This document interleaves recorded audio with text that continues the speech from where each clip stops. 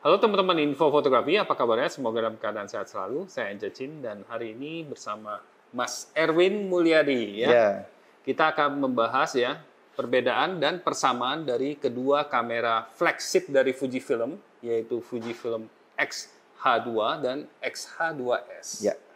Pasti teman-teman penasaran ya, apa saja yang sama dan yang berbeda. Maka itu simak video ini sampai habis. Oke? Sip. Oke, pertama-tama kita akan bahas tentang kesamaan dari desain fisiknya. Iya. Dan terus terang, kalau kita bandingkan, itu kedua kamera ini identik dari desainnya, beratnya juga mirip. Jadi kalau kita tukar, ini mungkin kita tidak akan tahu kita sebenarnya pegang yang kamera tipe apa nih. Hanya kalau kita mau teliti, kita lihat label yang di belakang kamera, baru kita bisa tahu ini tipenya. Misalnya yang saya pegang ini ternyata XH2S. Iya, di Dan sini nggak ada S-nya, berarti yang ini Mas Erwin XH2. XH2. Nah, satu lagi yang untuk membedakan adalah yang S ini di depannya ada S-nya. Sedangkan yang XH2 saja tidak memiliki label S. Oke. Ya, Fuji X-H2S dan X-H2 memang betul tadi dibilang identik, kita aja sampai susah membedakan ya. Tapi ya yang saya suka sebetulnya adalah desainnya ini. Ini mengingatkan saya sama zaman saya menggunakan DSLR di masa lalu. Yang waktu berganti jadi mirrorless, umumnya kamera jadi lebih kecil gitu. Dan yang kecil itu kadang-kadang komprominya ya ergonominya atau gripnya kurang enak.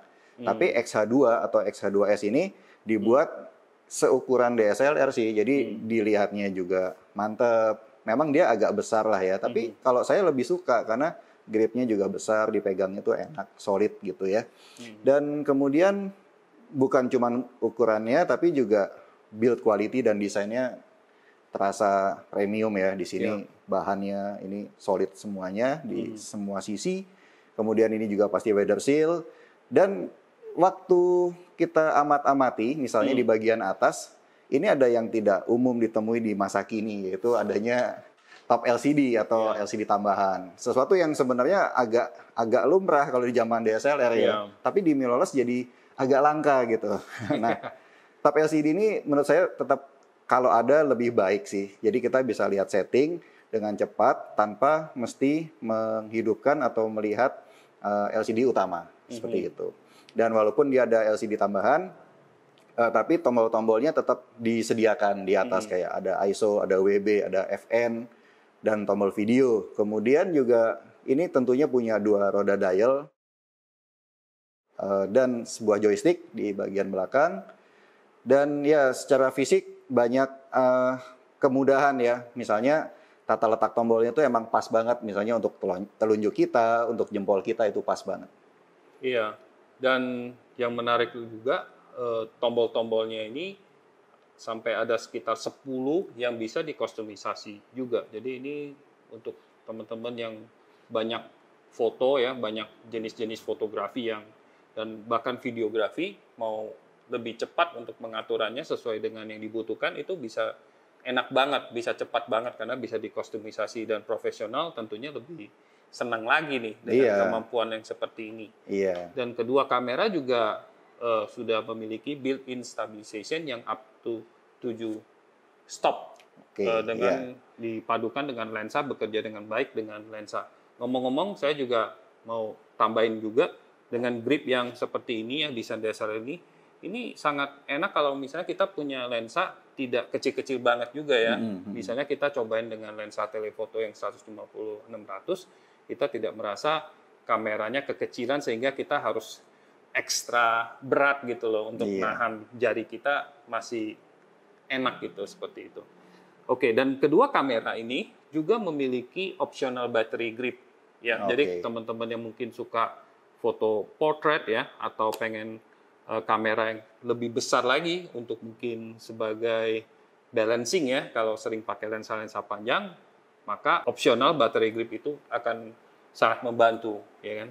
Ya, banyak kan kesamaannya, tapi kalau kita lihat dalamannya, ini ada perbedaan yang mendasar dari kedua kamera ini, yaitu di sensornya. Yang X-H2 yang baru ini, dia memiliki sensor 40 megapiksel.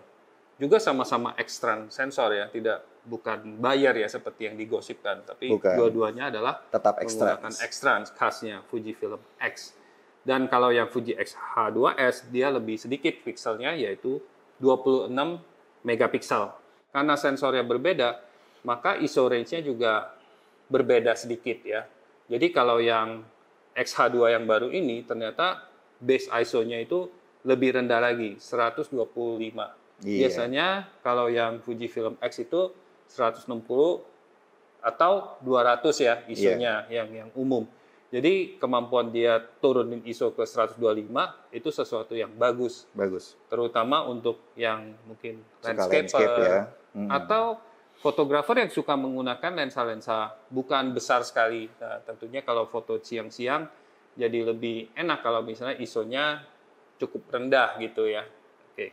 Nah, kemudian kedua kamera dua-duanya bisa boost ISO sampai 51.200. Jadi itu termasuk tinggi, tapi amannya memang dianjurkan tidak lebih dari 12.800.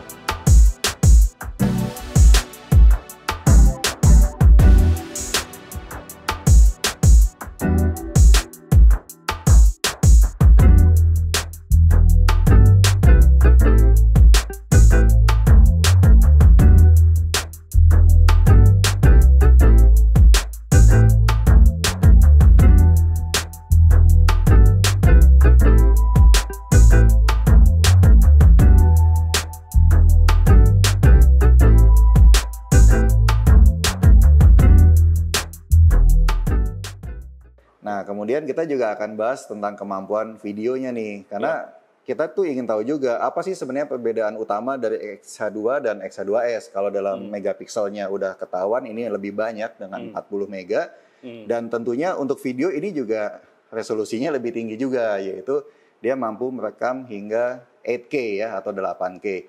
Dan yang XH2S dia bisa sampai 6,2 ya, atau kita bilang aja 6K lah gitu ya. Iya, 6K, tapi dia punya aspek rasionya tidak umum, yaitu 3:2. Jadi kalau misalnya teman-teman rekam yang video biasa, yang 16:9, yang XH2S ini 4K. Itu. Oh, oke. Dan bicara soal FPS dan 4K juga ya, jadi yang 8K ini ya tentunya bisa 30 FPS, itu udah bagus banget sebetulnya ya. Tapi kalau bicara 4K, nah di sini 4K-nya ini bisa 60p ya, dan itu bisa untuk slow motion. Tapi yang XH2S bahkan bisa 2 kali lebih cepat lagi, yaitu bisa 120p ya. Iya, yang ini yang mungkin signifikannya di situ. Jadi kalau teman-teman suka banget rekam 4K yang mau slow motion-nya kelihatannya kerasa ya. Iya, lambat banget. Kalau 60 kan paling 2 kali aja. Kalau yang ini yang kerasa cukup lambat, cukup keren lah istilahnya untuk foto-foto action. Maka yang ini nih yang perbedaan yang signifikan. 4K 120p. Dan di Full HD keduanya bisa sampai 240. Ya, itu juga termasuk cepat. Biasanya yang saya tahu Full HD 120 itu udah bagus. Ini bisa 240. Jadi ini keunggulannya di 8K-nya, sementara dia keunggulannya adalah di 4K yang 120p gitu. Ya, kalau bicara soal dynamic range, di XH2 ini dia bisa mencapai 13 stop untuk kemampuan menangkap cahaya kontras tinggi. Tapi yang kerennya di XH2S bahkan bisa mencapai 14 stop ya. Satu stop lebih di atas ini. Itu keren banget sih.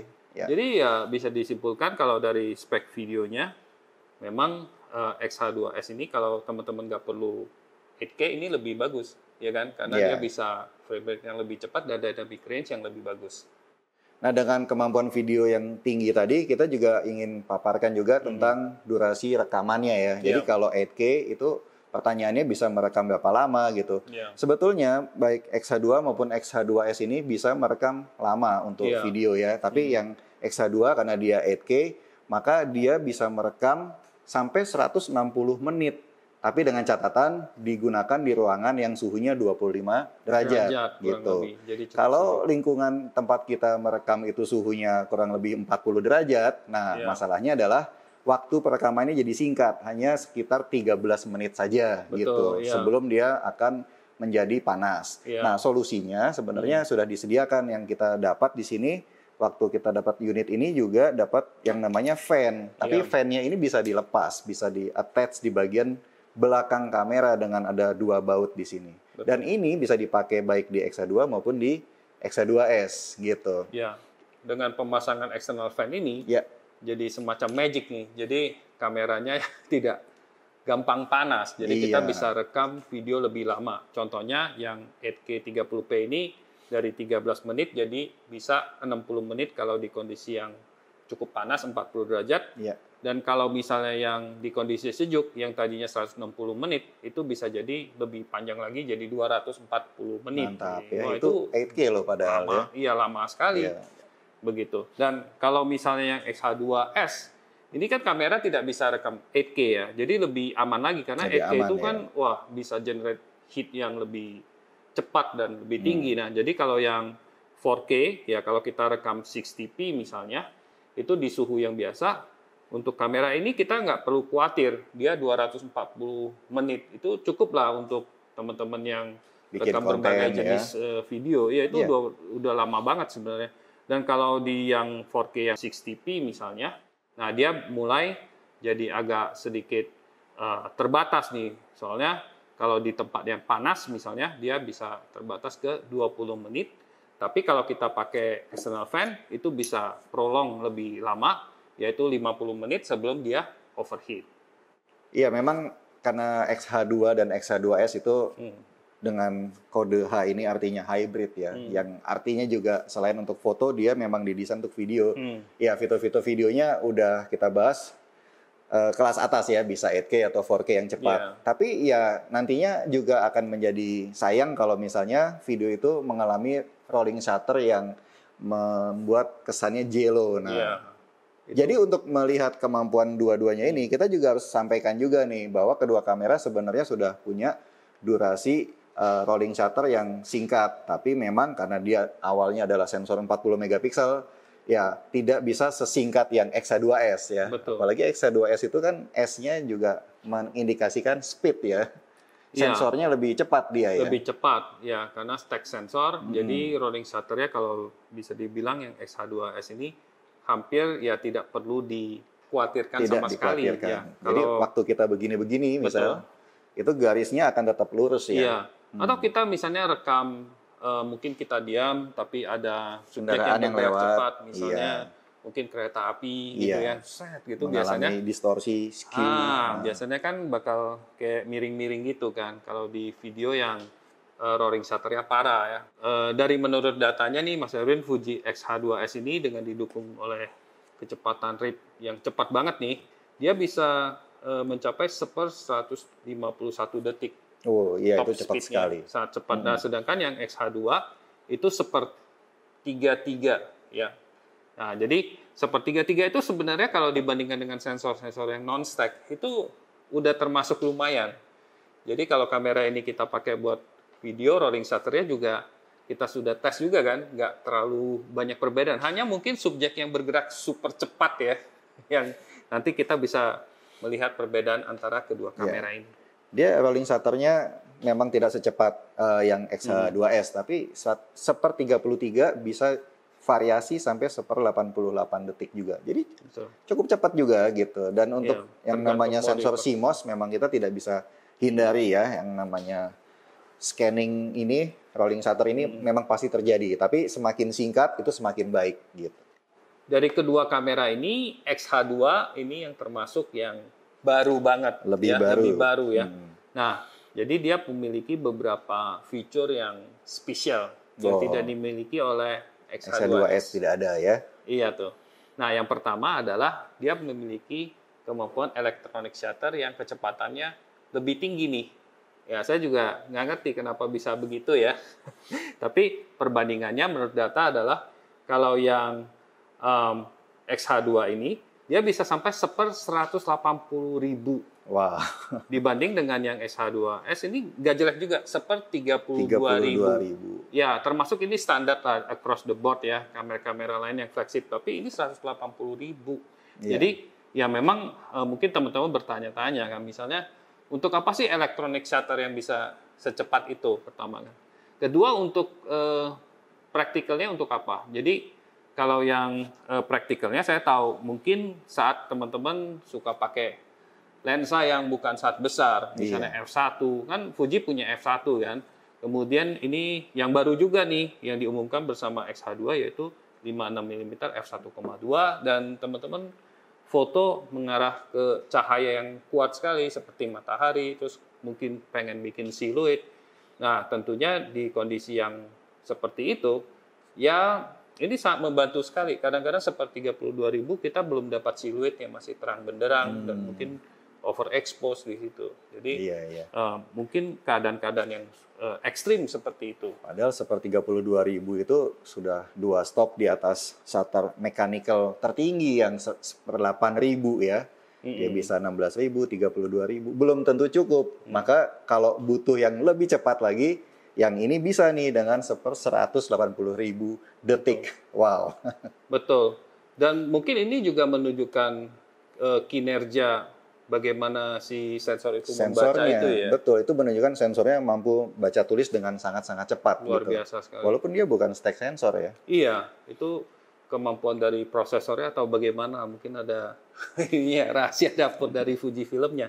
Dan satu lagi yang menarik, yang juga tidak ada di X-H2S, setidaknya saat video ini dibuat, yaitu dia memiliki pixel shift, ya, yang dimana si kamera ini bisa memotret 20 foto berturut-turut dengan sedikit menggeser posisi sensornya sehingga menciptakan suatu foto yang bisa dibilang perfect dari segi warna maupun resolusi, dan resolusinya detail ditangkapnya itu kan 40 megapiksel berubah menjadi 160 megapiksel ya. Istilahnya kalau menurut saya lebih dari 100 megapiksel tentunya itu sudah mau dicetak berapa besar pun sebenarnya udah tidak masalah menurut saya kalau di atas 100 megapiksel.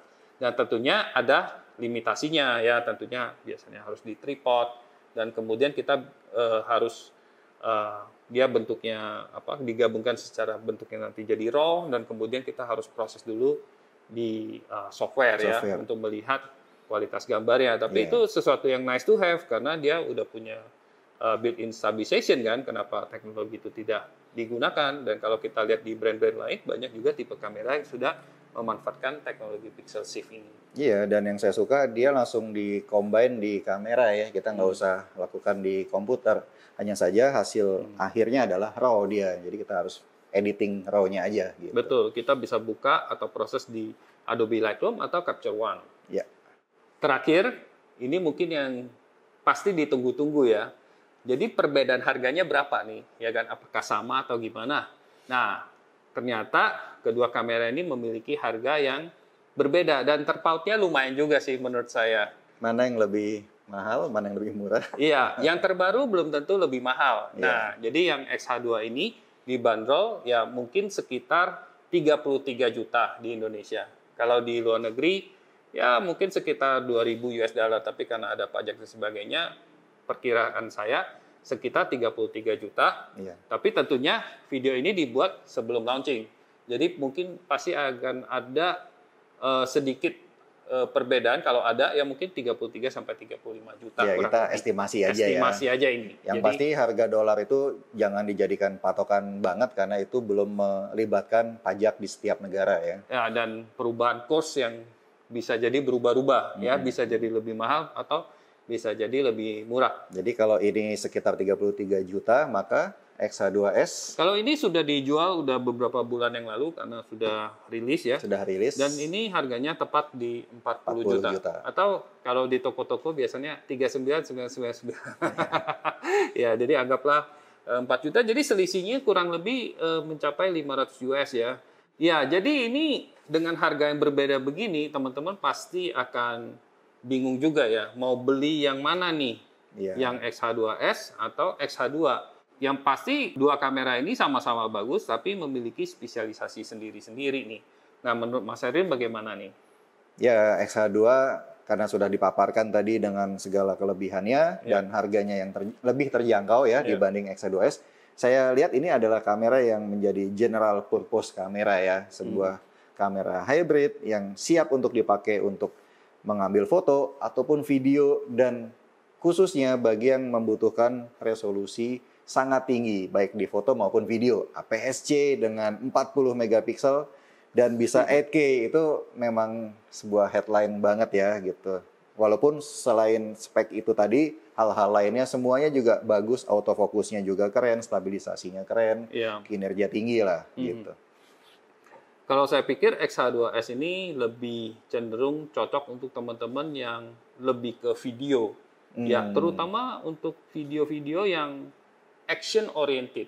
Oke. Ya, dan juga termasuk foto-foto yang action oriented.